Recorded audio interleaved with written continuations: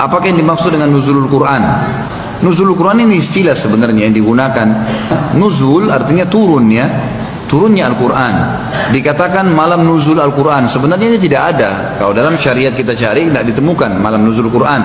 Apalagi umumnya dirayakan, biasanya dirayakan Indonesia di malam 17 Ramadan, iya kan?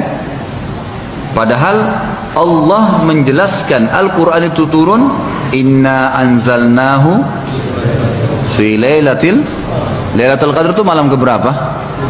10 terakhir Ramadan. Ngapain dia rayakan malam 17? Secara historianya sudah salah, kan gitu. Al-Quran mengatakan begitu. Dan Nabi Muhammad SAW tidak pernah merayakan secara khusus malam nurunnya Al-Quran ini gitu. Allahu alam, itu yang saya tahu, itu yang dimaksud dengan malam nuzul Quran. Jadi tidak ada perayaan khusus semestinya. Bismillahirrahmanirrahim. Alhamdulillahirabbil alamin wassalatu wassalamu ala asrofil mursalin sayyidina wa habibina maulana Muhammadin, amma ba'du.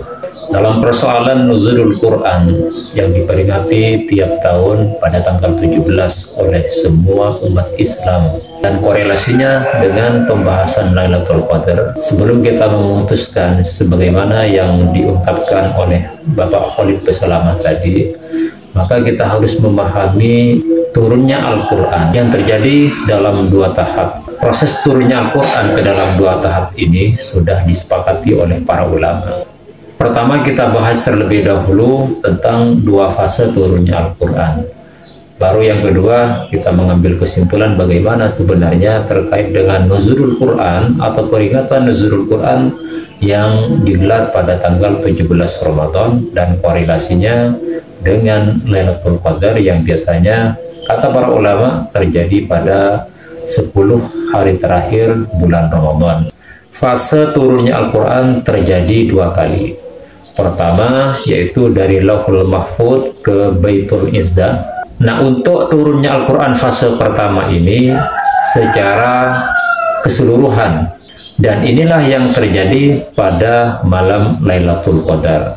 Kemudian pada fase berikutnya, Al-Quran turun dari Sama'id Dunya atau Baitul Izzah ke bumi, yaitu kepada Nabi Muhammad SAW melalui perantara malaikat Jibril.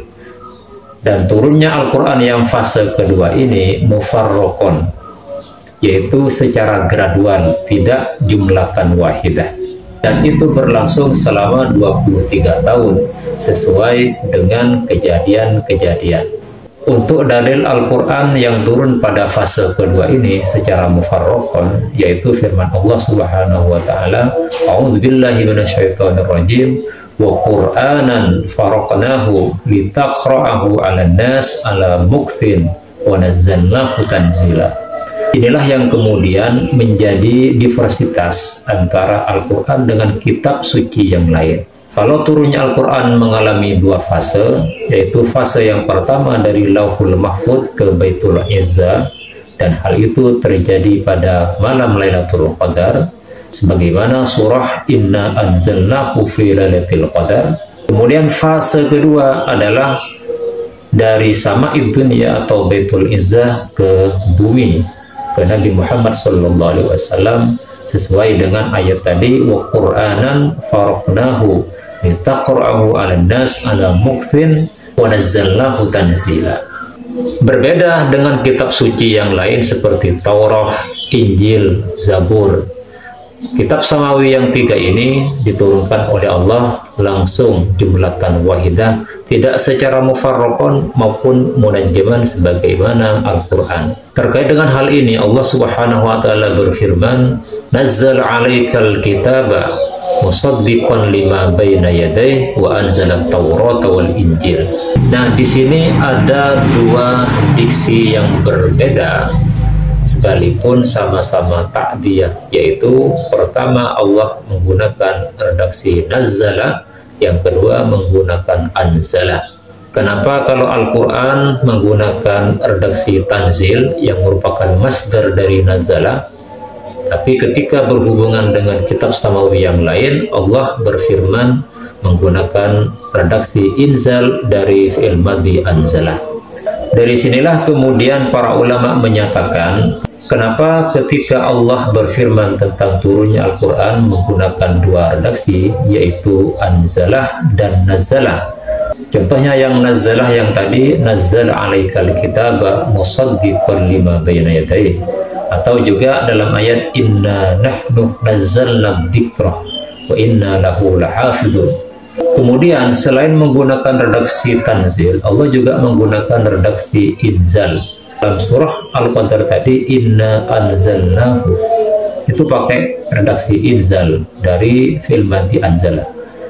Kemudian juga dalam surah Al-Kahfi, alhamdulillahilladzi anzala ala abdihil kitaba wa lam yaj'al lahu 'iwaja qayyima. Ini menunjukkan bahwa turunnya Al-Qur'an terjadi dalam dua fase sebagaimana yang saya jelaskan tadi. Kemudian yang kedua, kenapa umat muslim di Indonesia khususnya merayakan nuzulul Quran pada tanggal 17 Ramadan, sedangkan Lailatul Qadar yang merupakan turunnya Al-Quran itu terjadi pada 10 hari terakhir bulan Ramadan. Maka kita kembali kepada pembahasan yang pertama, yaitu turunnya Al-Quran dalam dua fase. Nah, perayaan nuzulul Quran pada tanggal 17 Ramadan ini maksudnya adalah Al-Quran yang turun pada fase kedua, yaitu pada tanggal 17 Ramadan. Karena ayat pertama yaitu surah Al-Alaq, Iqra bismi rabbikal ladzi khalaq, yang turun kepada Rasulullah SAW itu pada tanggal 17 Ramadan. Dan banyak hadis yang mendukung terhadap hal itu. Nah, dari sinilah kemudian para ulama dan para masyarakat, khususnya orang-orang Indonesia, menggelar nuzulul Quran pada tanggal 17 Ramadan, tidak pada tanggal 10 terakhir bulan Ramadan. Karena yang diperingati adalah nuzulul Quran pada fase kedua, yaitu fase turunnya Al-Quran minas sama'id dunya ilal ardi kepada Nabi Muhammad SAW, bukan pada fase pertama yaitu minan lauhil mahfud ila sama'id dunya atau ke Baitul Izzah. Jadi sangat salah kalau kemudian menyalahkan perayaan nuzulul Quran kenapa kok dirayakan 17 Ramadan, padahal Lailatul Qadar terjadi pada 10 hari terakhir. Ini berarti tidak paham terkait dengan dua fase turunnya Al-Quran. Sekian, semoga bermanfaat. Wassalamualaikum warahmatullahi wabarakatuh.